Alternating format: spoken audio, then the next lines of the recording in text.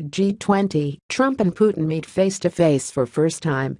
U.S. President Donald Trump and Russia's Vladimir Putin have met for the first time, shaking hands at the start of a G20 summit in Hamburg, Germany. They will hold a longer meeting later and say they want to repair ties damaged by crises including Russia's alleged meddling in the U.S. election. Climate change and trade are set to dominate the two-day summit, with mass protests in the streets outside. Clashes at a Welcome to Hell rally left 76 police officers injured. "We are all aware of the great global challenges," German Chancellor Angela Merkel said in her summit opening statement. "We know that time is short, and therefore solutions very often can only be found if we are ready to compromise and work together without bending over backwards too much because, of course, we can express different views on some issues." What can we expect from the Trump-Putin talks?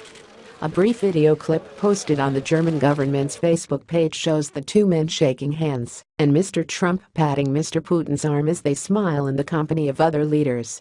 They are due to meet again in the afternoon for an hour, Russian media say, though other reports suggest it could be about 30 minutes. According to NBC News correspondent Peter Alexander, it is likely that only 4 other people will be present at the meeting: U.S. Secretary of State Rex Tillerson, Russian Foreign Minister Sergei Lavrov and 2 interpreters. It is unclear if they will speak to reporters afterwards or to what extent media will be admitted to the meeting. We cannot accept those who reject our values and who use hatred to justify violence against the innocent. Today, the West is also confronted by the powers that seek to test our will, undermine our confidence, and challenge our interests. To meet new forms of aggression, including propaganda, financial crimes, and cyber warfare, we must adapt our alliance to compete effectively in new ways and on all new battlefields. We urge Russia to cease its destabilizing activities in Ukraine and elsewhere, and its support for hostile regimes, including Syria and Iran, and to instead join the community of responsible nations in our fight against common enemies and in defense of civilization itself. The two men have staked out opposing views on major international issues in the run-up to the summit. On Thursday, Mr. Trump used a speech in the Polish capital Warsaw to call on Russia to stop destabilizing Ukraine and other countries and join the community of responsible nations, setting out his own G20 agenda in German financial newspaper Handelsblatt. Mr. Putin called for U.S.-led sanctions, imposed in response to Russia's annexation of Crimea in 2014, to be lifted on his country. Mr. Putin also argued strongly in favor of the Paris Climate Agreement, saying it was a secure basis for long-term climate regulation and Russia wanted to make a comprehensive contribution to its implementation. President Trump, of course, has taken America out of the agreement. While there was less mention of Syria, Washington supports some armed opposition groups, while Moscow is the main ally of President Bashar al-Assad, so the potential for a difference of opinion there too is high.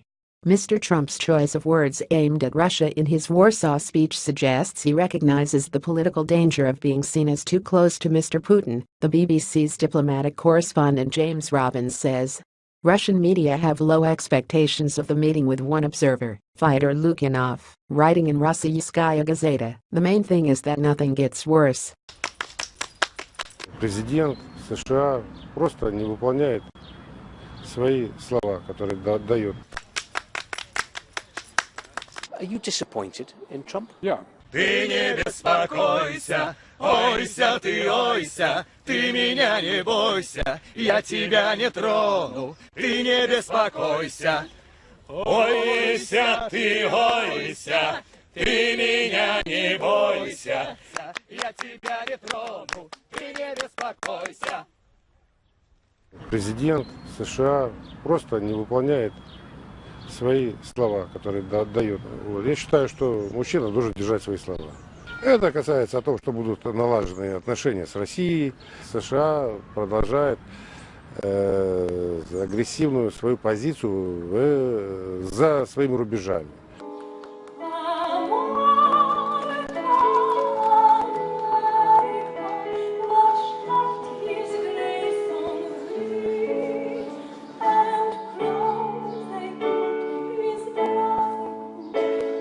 When Donald Trump became president, there were great expectations in Russia.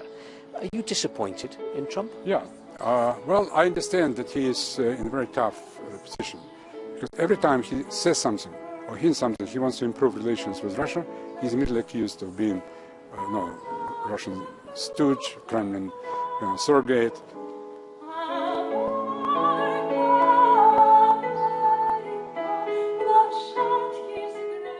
What is the G20? The Group of 20 is a summit for 19 countries, both developed and developing, plus the EU. The individual countries are Argentina, Australia, Brazil, Canada, China, France, Germany, India, Indonesia, Italy, Japan, Mexico, Russia, Saudi Arabia, South Africa, South Korea, Turkey, the UK and the US. Will climate change overshadow the summit? Canadian Prime Minister Justin Trudeau has urged G20 leaders to impress upon Mr. Trump that he should act as a role model in addressing climate change. "We'll tell him it's important to take a lead role in tackling climate change and creating good jobs," he told German tabloid Bild, according to Reuters news agency.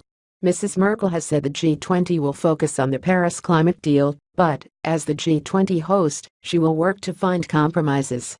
UK Prime Minister Theresa May is expected to challenge President Trump over climate change by saying that the Paris Agreement should not be renegotiated. What else is being discussed?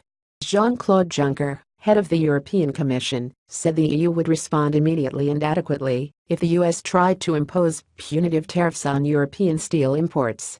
In a dig at Mr. Trump, he said a new EU-Japan trade deal signed on Thursday showed Europeans were not putting up protectionist walls.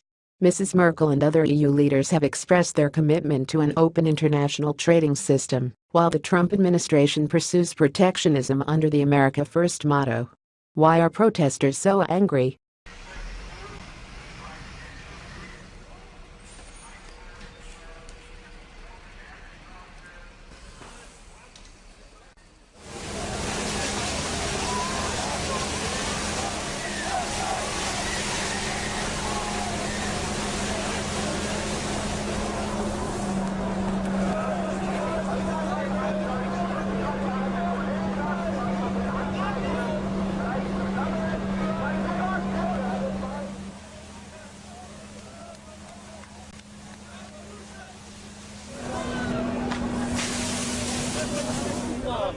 Meine Mama! Und mein Papa! Mein Onkel! Meine Tante! Aber meine zwei Kinder auf dem Paket, verdammt! Au! Was soll das denn? Der persönlichen Verantwortung für das, was hier passiert, geworden.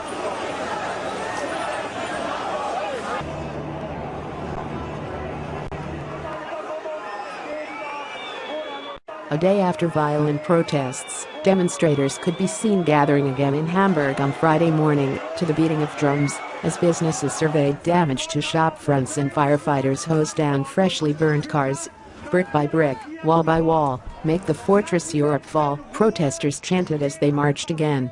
The city's squats have long been a base for leftist militants, but up to 100,000 people from Hamburg and beyond were expected to gather during the summit to protest against capitalism, war and climate change. One protester, Dirk Merko, was asked by German broadcaster Deutsche Welle why he was demonstrating. For example, because Donald Trump denies climate change, he replied. And because the richest 8 men own as much as a large percentage of the world's population.